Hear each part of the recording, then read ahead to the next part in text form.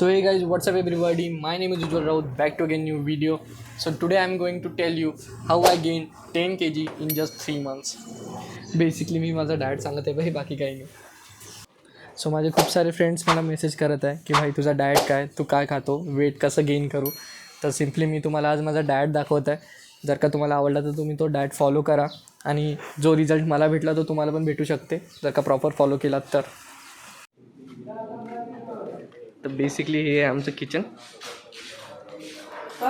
किचनमध्ये हे आमचे कुकमध्ये मी माझ्या मित्राला पहिलेच नाश्ता काढून ठेवायला लावला होता, ज्याने की आमचा नाश्ता काढून ठेवलेला आहे. बेसिकली नाश्त्यात आहे 1-1.5 डझन केळं, 8 अंडे, ज्यातले की 4 मी आता खाईन, 4 बॉईल एग्स आहे आणि 4 अनबॉईल आहे, जे की मी शंतनूच्या फ्लॅटवर जाऊन ऑमलेट करून खाईन.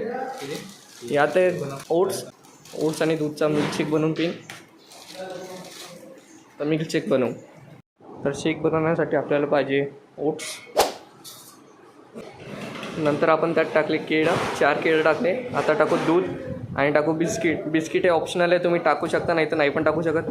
ये बिस्किट देना, कोई प्रॉब्लम है क्या तुमको? नहीं, कुछ नहीं है. हाँ, होनी भी नहीं चाहिए. बिस्किट टाकल्यावर आपण टाकू त्यात दूध, 1 ग्लास दूध. आता याला करू ग्राइंड.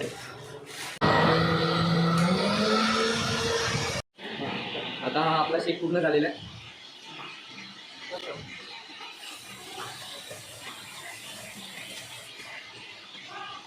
सौरू घेऊन चल वापस रूममध्ये.